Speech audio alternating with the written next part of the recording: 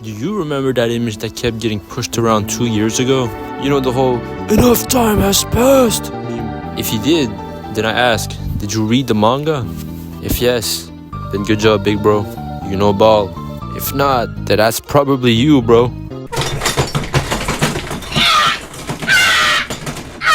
So I suggest you get to reading. Well, at least up to chapter 84, but at that point, might as well read the manga.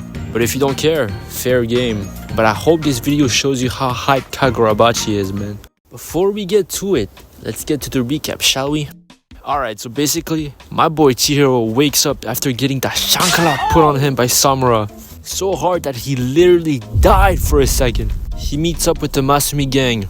I don't know how to say it. Ro, Moku, and... Nah, I'm just playing, man. It's Sumi. They all hop out the elevator looking dapper as hell. Whole time we already know what the power distribution looked like. That's okay though, because they're clean as hell. Speeding up a bit, they make a plan to find Samura's daughter, Iori, so they can get the up on both the Hishaku and Samura. Then they take her ass out of school like a bad influence. Chihiro scraps with Kuguri. Bro, look, Sumi ain't even need to do all that, man. They get her to the Bloodshed Hotel for protection. Yeah, right. Might as well call it. Iori starts remembering her deadbeat father. The Hishaku pulls up, namely Hiruhiko, or something, I don't know how to pronounce names. That man goes to box with Sengoku. Yeah, that's gonna go well for him. Chihiro cooks the incoming mercenaries. Peep that clean-ass panel. The POV from the peephole. Immaculate. What the fuck was that? But then, Chihiro and Hiruhiko meet up. Look at this fraud Sengoku. He was talking about how there's no geniuses in this world. Bro, look at what happened to him. He turned into straight sashimi. And now his head is turned into a collectible. His beatdown was so bad, his students were mad at him for it. You damn liar, they are geniuses. W voice acting. This is not worth it no more, man. Just hang up the jersey.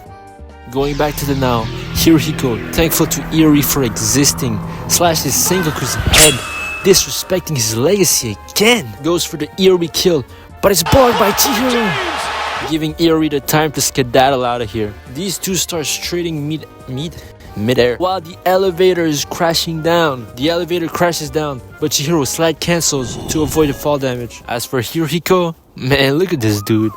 Leaning back on his sword, making it seem like he's just chilling out there. I'm telling you, that smoke usage was intentional. They run it back immediately, and Hiruhiko moves that sword around like water. Hiruhiko pops a hit first, but Chihiro counters it with a slash. But then Hiruhiko dodges it too, leaving that trade with a tie.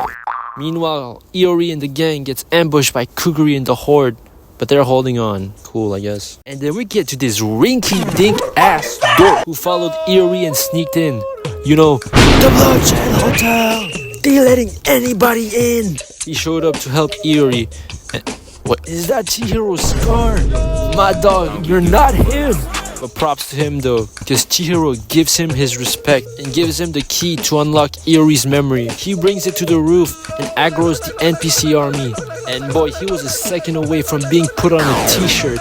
But then Iori locks in, like literally, with the stance, the eyes closed, the sword that came out of bumfuck nowhere. Is there anybody out there that doesn't aura farm? We return to Chihiro and Hiruhiko running the ones, but then we get this human Suna jump scare, teaching us about the Iai white purity style. Like, you think any of us can pull it off?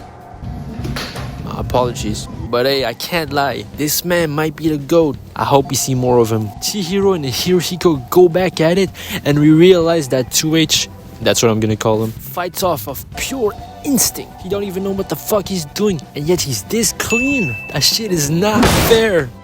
He does the most useless backflip. Not of all time though, that one goes to Spider-Man. He checks out Chihiro doing the IWP style, and then replicates it mid-air. He gets a good hit in, making Chihiro fall off on his ass. Got my boy tripping and falling. Perfect opportunity for him to get a free hit in, but what does he do? He goes up the elevator, and Chihiro somehow got to the elevator at the same time. The manga doesn't show it, but I promise you they did a countdown before going to the elevator at the same time. Cause when the elevator reaches the roof, and the door opens up. What do you know? Both of them were charging up. These boys were really planning on doing a quick draw duel from the elevator. Anything for the cinematics, man. While this is going on, Iori wipes the floor graciously with the mobs. Chihiro glimpses at her technique, said, "That's a great idea!" and then get a clean hit on Hiruhiko, leaving this fight with Chihiro the victor.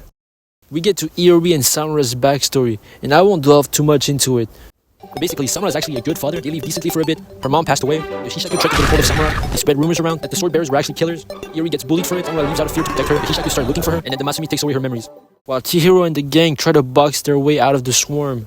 Iori wants her daddy to come back with the milk, so Chihiro pops the N10 to call out for him. 2H does the same with Kumeyuri, and with that, Samura, frame 1, procs the Tobimune, appearing in the skies, floating with the dark feather wings.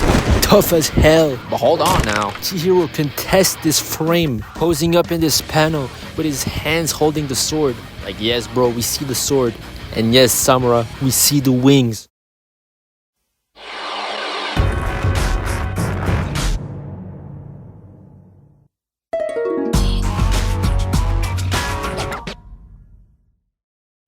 Hiruhiko, thinking he got the chance to leverage the situation against Samura, uses Banquet, but then Toto's lame-ass head drops to the ground. She didn't even do anything of value. And then 2H's head drop on the ground in the very next frame. Samura walks past the both of them, unfazed. Iori tries to talk to her father, but he hits her with that radio silence. The deadbeat tendencies are crawling back up to him like the Green Goblin mask. But this whole time,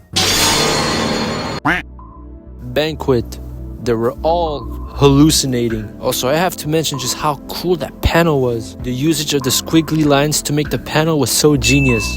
Realizing he got finessed, Samura goes back to protect his daughter, while Chihiro goes back to find 2H for the run back. That boy is on something. Chihiro coming in, not taking this fight seriously at all, got 2H enthralled to kill Samura, so he pressed play. Haha, get it?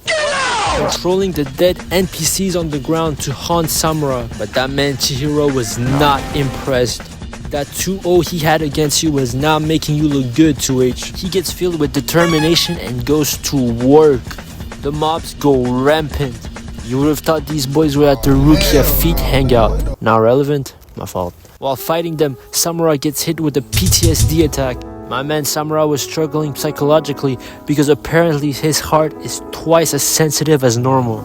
He's really the reverse Grinch. 2H takes advantage of that and aims the NPCs at Iori. And then, Samura gets caught. That man 2H was at an all-time high. He was feeling like hidden inventory Gojo, but the whole time he's probably more like Toji, because what he didn't know was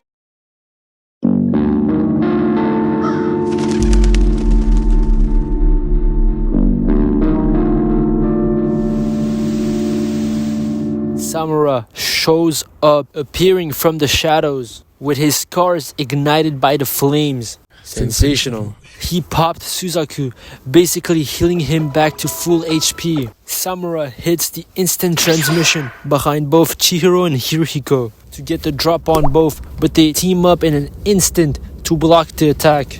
The slash so strong it touches the sky. No Kanye West. Late registration, of course. 2H, realizing he was a bum this whole time, switches gear and pulls out play again, but this time focusing more on quality rather than quantity, whatever that means. We find out in his backstory that Hiruhiko does not give one fuck about human life and that he does not fit Kumeyuri, but his incompatibility was actually the key to making it work, and that's why he's able to summon a goddamn geisha towering over the building and crushing it whole with her bare hands. Once again, clean panel. Amidst this all, this guy Hiruhiko really started glazing Chihiro. I'm talking about, you alone are special. You gave me meaning. Yo, get off that nigga dick, bro. What is you doing? Samura, realizing that child support was too expensive, hits the jets and get the hell out of here. 2H gets geeked, thinking he really got one over Samura this time. But time and time again, he gets proven wrong. Samura lines up the mobs in the air, pulls out the sun kiss technique, and then crashes down on all of them, diving straight towards 2H. And if it wasn't disrespectful enough for him, Suzaku's flame fixed the entire building, making Hiruhiko's play, get it, useless. Hey, look at this man, bro. That boy was in tears. My guy finally started feeling emotions, and it all turned to dust. And now we finally get to it. Chihiro versus Samura. But before that, Samura goes off to finish 2H. But then Kuguri pops out of the bush like Yuta. Hell, they got the same fit too. Probably 20 for us. But Samura cuts his sword like butter. But Kuguri hits the switcheroo on him. And he pulls Twilight Wave, charged for 7 months. Basically King Punch from One Piece. And then they flee the hell out of there. While they're fleeing, this man Hiruhiko is having a mental breakdown. Look at him, man. Safe to say, he's out of this heart. Full Metal Alchemist. Full Metal Alchemist. Once again, not gonna cover the whole narrative part of it, since I'm just trying to say dumb shit over the fight. But basically, Samura's trying to sacrifice himself to stop the biggest threat in the whole nation. They start clashing blade, and by that frame, you might low-key think that they're on the similar weight class. Wrong. Because Samura chokes this man Chihiro down in the room, told him he was grounded. Chihiro peeps the peephole and sees Samura charging up to take him clean out. He copied my whole fucking flow! Word for word, bar for bar! Chihiro, realizing he was gonna be put in the meat grinder, charges up his guard stance, but the hit's so strong it sends him flying. And by then, the match officially starts. They fall down on some roof and stand off. They start yapping about their ideals and how to deal with goddamn Saint Fawn. Chihiro puts the Sans eye glow on to follow where Samura will spawn with his crow feathers, and they get to scrapping, well, more like Chihiro fighting for his life not to get low diff by Samura. My dog sees an opening, but like Ichigo with Ulquiorra, he was wrong. Samura switches the sword Todo style and then pulls up behind him, gets his sword back immediately, and then clashes with Chihiro, but then he kicks him in the chest, making him fall in the water, dropping the N10 next to him. Chihiro gets his backstory, and we learn that his sword was special, who would have thought, and that it was the key to destroy the other sword. But Samura doesn't buy into it, and you know what? I don't blame him for it. He's putting hits on Chihiro, and he's not even trying like that. He dashes straight to Samura. Samura aims for the N10, but Chihiro teleports behind him. Samura blocks the hit from behind, and it seems like Chihiro landed a clean kick on him. Amidst this, Samura finds out that the N10 has been stealing his moveset the whole time. They go at it a bit, but then cut the bullshit off to set up the EIE duel. They land at the same time, but Samura's 250, so he big bodies Chihiro, making him drop down like insert character. That hit was so powerful it shattered his hand too. Samura thought it was over for Chihiro, but then he gets snuck by the Masumi. He forgot these boys were Sneak Nation. All that as distraction for Chihiro to pop his own Suzaku, healing his hand. But Samura drops the nuke once he found out about their scheme, making it so Chihiro only got 3 seconds to heal instead of 10. I know he's mad. He needed these boys to lock in, but now he's forced out of the bench after 3 seconds. Chihiro rocks up behind Samura for the clean hit, but Samura blocks it, causing shockwaves on the water. But then we see that the hit actually started to break Tobimune. Chihiro calls in for the win, but Samura, being a sore loser, heals it back up. Motherfucker's cheating! He's trying to pretend like it didn't happen. Samura pops the dollar store domain expansion and blinds everyone with the feathers. But Chihiro calls for the domain clash with his goldfish. And we get back to Chihiro and Samura going in for the ISO. They start clashing again, and oh my god! That frame looked so good! Chihiro was really in his bag, but that didn't last long because his hand grip started to hurt him. And at that point, Samura was just begging him to stop. Samura gets a good one on Chihiro, and then he crashes on the ground. Samura tells Chihiro to stop toning for the pass, but Chihiro stands on all 10 toes, saying he'd rather die than let go of the past.